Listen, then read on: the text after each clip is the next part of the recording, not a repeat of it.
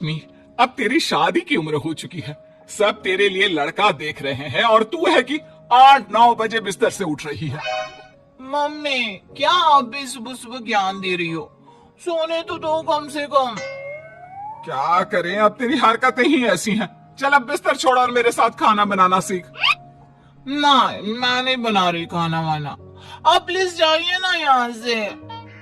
रोशनी की बातों से निराश होकर निशा वहां से चली जाती है। निशा, तुम रोशनी को घर का कामकाज क्यों नहीं सिखाती? अगर यही हाल रहा फिर तो 2 दिन में उसके ससुराल वाले उसे यहाँ छोड़कर चल देंगे। मैं तो बहुत कोशिश करती हूँ उसे घर की जिम्मेदारियां सिखाने की, लेकिन वो मेरी सुने तब ना। आप तो जानते ही है ना कि वो कितनी जिद्दी है। हमें निशा के लिए एक ऐसा लड़का ढूंढना होगा जिसका भरा पूरा परिवार हो। सास ससुर से लेकर जेठ जिठानी देवर ननद सब हो। यहाँ ना सही, लेकिन शादी के बाद उसे वहां अपनी जिम्मेदारियों का एहसास जरूर होगा। कुछ दिनों के बाद रोशनी का परिवार उसके लिए लड़का देखना शुरू कर देता है और एक दिन चिराग नाम का लड़का रोशनी को देखने अपने परिवार के साथ उसके घर पहुंच जाता है। देखिए भाई साहब, मैं पहले ही आपको बता देती हूँ, हमारा परिवार बहुत बड़ा है, इसलिए अगर आपकी लड़की हमारे घर की जिम्मेदारियां बिना ना नुकुर के उठा सकती है, तभी हम ये रिश्ता पक्का करेंगे। अरे ये भी कोई बोलने वाली बात है बहन जी। हमारी रोशनी आपके पूरे परिवार को बैठे बैठे खिला सकती है। इतनी जिम्मेदार है मेरी बेटी। अगर ऐसी बात है फिर तो हमें इस रिश्ते से कोई आपत्ति नहीं है। तो फिर चट मंगनी पट ब्याह के बारे में क्या ख्याल है? हाँ हाँ बिल्कुल, शादी में देर किस बात की। 3 हफ्ते बाद ही शादी का शुभ योग है। अगर आपको कोई दिक्कत ना हो तो हम इनकी शादी भी 3 हफ्ते बाद ही करा देते हैं। अरे हमें इसमें कोई परेशानी नहीं है। इस तरह दोनों परिवारों में शादी की तैयारियां शुरू हो जाती है और कुछ ही दिनों बाद रोशनी की शादी चिराग से करा दी जाती है। शादी के बाद, बहू, इनसे मिलो। ये है तुम्हारी दादी सास, ये बड़ी सास और बड़े ससुर। ये तुम्हारे जेठ, ये जेठानी। ये दोनों तुम्हारे देवर और ये इस परिवार की सबसे छोटी बेटी सिमरन, यानी कि तुम्हारी ननद है। परिवार में इतने सारे लोगों को देखकर रोशनी का सर चकरा जाता है। वो अपना सर पकड़ लेती है और मन ही मन सोचने लगती है, हे भगवान, ये किस जन्म का बदला लिया है आपने मुझसे? मैंने क्या बिगाड़ा था आपका जो आपने मुझे ऐसा परिवार दिया? बेटा, किस सोच में पड़ गई तुम? और कितने लोग हैं आपके परिवार में? बस हम इतने ही लोग हैं बेटा, ज्यादा लंबा परिवार नहीं है हमारा। अब इससे लंबा और कितना बड़ा परिवार होगा आपका? ये ससुराल कम चिड़ियाघर ज्यादा लग रहा है। कुछ कहा क्या तुमने बेटा? नहीं मम्मी जी, वो मैं बहुत थक गई हूँ, तो क्या अब मैं सोने जा सकती हूँ? हाँ हाँ, क्यों नहीं बहू। चिराग, बहू को अंदर कमरे में लेकर जा। जी माँ। चिराग रोशनी को अंदर कमरे में लेकर जाता है। चिराग, मुझे यहाँ नहीं रहना, मुझे अलग रहना है। ये तुम क्या बोल रही हो रोशनी? अभी तो आई हो तुम और अभी अलग होने की बात कर रही हो। परिवार वालों को पता चलेगा तो कितने दुखी होंगे वो लोग।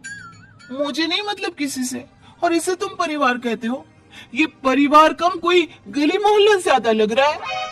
रोशनी, अभी तुम नई हो इस परिवार में, इसलिए शायद तुम्हें ऐसा लग रहा है। कुछ दिन में आदत हो जाएगी तुम्हें। चिराग की बात सुनकर रोशनी अपना सर पकड़ लेती है। आपको समझाना तो दीवार में सर पटकना है।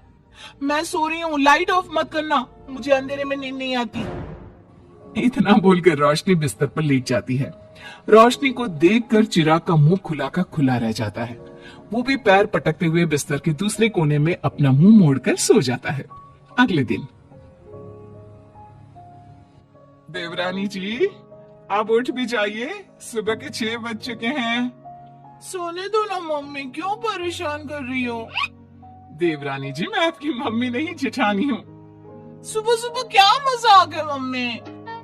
इतना कहकर रोशनी अपनी आंखें मसलते हुए उठती है और अपनी जेठानी को देखकर चौंक जाती है। दीदी, आप यहाँ? पिछले 1 घंटे से तुम्हें उठा रही हूँ, लेकिन तुम हो कि अब उठ रही हो? लेकिन अभी तो सिर्फ 6 बज रहे हैं, आपने मुझे उठाया क्यों? वो इसलिए क्योंकि आज तुम्हारे इस घर में पहली रसोई है, तो खाना आज तुम्हें ही बनाना होगा ना। क्या मुझे पूरे मोहल्ले के लिए खाना बनाना पड़ेगा? नहीं रोशनी, तुम्हें पूरे मोहल्ले के लिए नहीं, सिर्फ परिवार के लोगों के लिए ही खाना बनाना है। आपका परिवार किसी मोहल्ले से कम है क्या? कुछ कहा क्या तुमने? हाँ नहीं दीदी, आप चलिए, मैं अभी फ्रेश होकर आती हूँ। आरती वहां से चली जाती है, जिसके थोड़ी देर बाद रोशनी भी रसोई में जाकर मजबूरी में सबके लिए खाना बनाने लगती है। पूरे 2 घंटे मेहनत करने के बाद उसका खाना बनकर तैयार होता है। वाह बहू, खाना तो बड़ा स्वाद बना है। सच में बहू, तुमने भले ही बहुत देर लगाई खाना बनाने में, लेकिन खाना बहुत स्वादिष्ट बना है। आपके हाथों में तो जादू है देवरानी जी। मैं तो कहती हूँ अब से रोज आप ही खाना बनाया कीजिए, क्यों मम्मी जी? हाँ हाँ बेटा, बिल्कुल ठीक कहा तुमने। रोशनी, आज से रोज तुम ही खाना बनाना। ये सुनकर रोशनी चौंक जाती है। खाना खाने के बाद सभी लोग रोशनी को शगुन का नेक देते हैं और फिर अपने अपने रूम में चले जाते हैं। क्या यार रोशनी, इतना टेस्टी खाना बनाना जरूरी था क्या? अब फंस गई ना तू। ये सब माँ पापा की वजह से हो रहा है, उनके कारण मुझे ये सब झेलना पड़ रहा है। रोशनी गुस्से में अपने रूम में जाती है और अपनी माँ को फोन मिलाती है। मम्मी, मैं आपको कभी माफ नहीं करूंगी। आपने जानबूझकर मुझे इतने बड़े परिवार में भेजा है, जहाँ मुझे सांस लेने की भी फुर्सत नहीं है। हमने ये सब इसलिए किया ताकि तू अपनी जिम्मेदारियां निभाना सीखे। अब मायके की तरह ससुराल में भी अपनी जिम्मेदारियों से मुंह मत मोड़ लेना। मुझे नहीं रहना माँ यहाँ। इस घर में जितने लोग हैं, उतने तो हमारे गली मोहल्ले में भी नहीं थे। माँ, मैं आपसे आपकी सारी बातें मानूंगी, पर प्लीज मुझे यहाँ से ले जाइए। बिल्कुल नहीं, अब से वही तेरा सब कुछ है। वहां से भागने के बजाय अपनी जिम्मेदारियां पूरी करना सीख, इससे हमें भी थोड़ी खुशी मिल जाएगी। माँ की बातों से निराश होकर रोशनी फोन काट देती है, जिसके बाद उसकी नजर नेक में मिले पैसों पर पड़ती है और वो फटाफट से बिस्तर पर बैठकर पैसे गिनना शुरू कर देती है। अरे वाह, ये तो पूरे 25,000 रुपए हैं। किसी ने भी 5100 से कम का नेक नहीं दिया। चलो अच्छा है, कुछ तो फायदा हुआ इतने बड़े परिवार में शादी करने का। अब इन सब पैसों से मैं अकेले शॉपिंग करूंगी, बहुत मजा आएगा। शॉपिंग के बारे में सोच सोच कर ही रोशनी अपने बिस्तर पर कूदने लगती है। उसे बिस्तर पर कूदता देख सभी लोग चौंक जाते हैं। भाभी, आप ऐसे क्यों उछल रही हो? छोटी बच्ची हो क्या? अपनी ननद की बात सुनकर रोशनी का मुंह खुला का खुला रह जाता है। थोड़ी देर बाद रोशनी घर में बिना बताए शॉपिंग के लिए निकल जाती है और शगुन में मिले पूरे पैसों को शॉपिंग में उड़ा देती है। शाम में, देवरानी जी कहाँ गई थी आप? जानते हैं सब आपके लिए कितना परेशान हो गए थे। कम से कम आपको बताकर तो जाना चाहिए था ना। सॉरी दीदी, मैं आप लोगों को बताना भूल गई। वैसे इतने सारे बैग किस चीज के हैं? तुम शॉपिंग करने गई थी क्या? हाँ दीदी, वो आज नेक में इतने सारे पैसे मिले थे ना, तो मैंने सोचा क्यों ना मैं उन पैसों की शॉपिंग ही कर लूं। अरे वाह, ये तो बहुत अच्छा सोचा तुमने। मम्मी, पापा, सिमरन, देवर जी, सब बाहर आइए। देखिए रोशनी हम सब के लिए क्या लाई है। रोशनी कुछ समझती उससे पहले ही वहाँ सब लोग आ जाते हैं। क्या हुआ आरती बहू, क्यों चिल्ला रही हो? अरे देखिए ना माँ, रोशनी हमारे लिए शॉपिंग करके आई है। वो देखिए, रोशनी हम सब के लिए कितने कपड़े लेकर आई है। आरती की बात सुनकर रोशनी के पैरों तले जमीन खिसक जाती है। उसके मुंह से एक शब्द तक नहीं निकलता। सच में भाभी, आप कितनी अच्छी हो। बेटा, हम सबके लिए तुझे खरीदारी करने की क्या जरूरत थी? अभी तेरी नई नई शादी हुई है, तुझे अपने लिए लेना चाहिए था ना। एक काम कर, ये सारे कपड़े तू ही रख ले, किसी को कुछ देने की जरूरत नहीं है। चलो, कोई तो समझदार है इस घर में। वाह भाभी, कितनी सुंदर ड्रेस है। ये शॉर्ट ड्रेस मुझे पता है आप मेरे लिए ही लाए होंगे, है ना? इसे मैं रख लेती हूँ। माँ, रोशनी इतने प्यार से सबके लिए कपड़े लेकर आई है, हमें मना नहीं करना चाहिए। तू सही बोल रही है बेटा, उसका मन रखने के लिए मैं ले लेती हूँ 1-2 साड़ियाँ। रोशनी झूठी मुस्कान लिए खड़ी होकर सब देखती रहती है।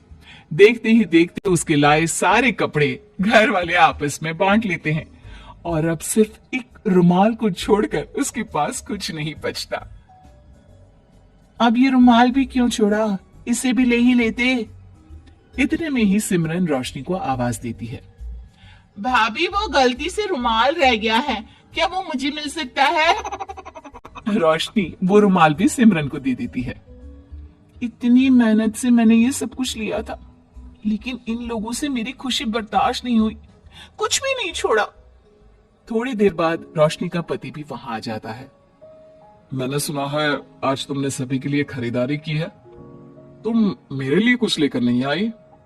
बस फिर क्या था, इतना सुनते ही रोशनी का पारा हाई हो जाता है और वो चिराग को घूरने लगती है, जिससे चिराग डर के मारे वहां से खिसक जाता है। हाय रे, फूटी किस्मत मेरी, जो ये जॉइंट फैमिली मेरे मत्थे चढ़ी।